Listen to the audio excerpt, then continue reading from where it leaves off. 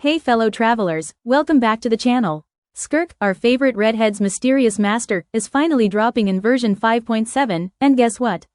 You can start pre-farming all her materials right now. This video's gonna walk you through everything you need to fully max her out, even if you're a newer player. So let's not waste time and let's get into it. Alright, to max Skirk out, you're gonna need 46 Papila Drops. This little menace lives in Natlan and has 3 different forms, because one just wasn't annoying enough. It can be a bit of a pain if you go in unprepared, but chill, I got you. I'll show you exactly how to deal with it. First things first, you're gonna need a ton of elemental energy, so bring an emo traveler. Yeah, I know, finally a use for them. The boss cycles through 3 different forms before it even shows its true Papila self, real extra for no reason. Try to dodge better than I did, keep your distance and focus on building energy for the final phase. Once Papila shows up in the middle, you've gotta dump elemental damage on it fast or it's gonna explode and ruin your whole day. Rinse, repeat, and eventually it'll go down, unless you fumble, then that's on you. You'll get 2 to 3 drops from each fight, so you'll have to defeat this guy about 18 times, but it depends on your world level. Next up, Cryo Shivada Jades. If you don't already have a stash, you can craft them, duh, but if you're broke on those two, time to go boss hunting. You can grab them from Cryo Regisfine, Cryo Hypostasis, or even Magu Kenki, especially if you're out here double dipping and farming for Kazuha too. Efficiency, baby. Now for the flower grind, you'll need 168 Skysplit Gemblooms. These sparkly little things grow in Natlan and, thank the Archons, they're easy to track using the Go to Collect feature. If you want the exact route, here's a path straight from the interactive map. Go ahead, take a screenshot. I'll wait. The spawn rate's stingy as hell, but hey, that's what co-op is for. Go hop into someone else's world and borrow theirs.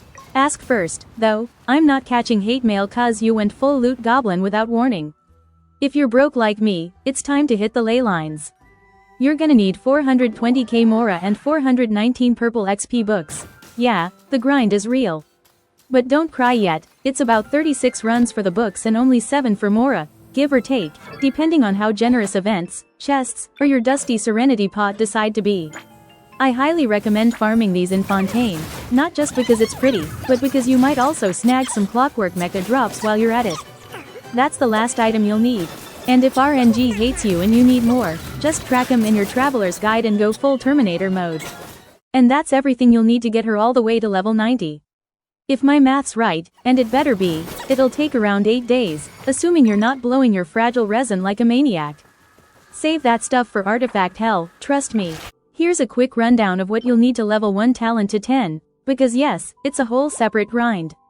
The talent domains open on Monday, Thursday, and Sunday, so plan accordingly. You'll also have to face the new weekly boss, who, shockingly, feels like Papila's dramatic cousin, just slightly more annoying. In Phase 1, you gotta take down 2 chess pieces in a row. Dodge like your life depends on it, it does, and bait the piece into smashing its own pawns when it's shielded. Phase 2, Chaos. You're fighting both the king and queen at the same time. Keep your distance, no, seriously. Eventually the king starts charging his ultimate. You'll need Cryo and Hydro to freeze his butt and stop the explosion. Then it's Dodge City again until the queen ults, and that's your cue to freeze again and lure the king into slapping her instead. It's a mess, it takes practice, trust me, I've suffered, but you've got this. Alright, that's it from me. If you want a Skirk weapon and artifact guide next, drop it in the comments, and I'll see you in the next one.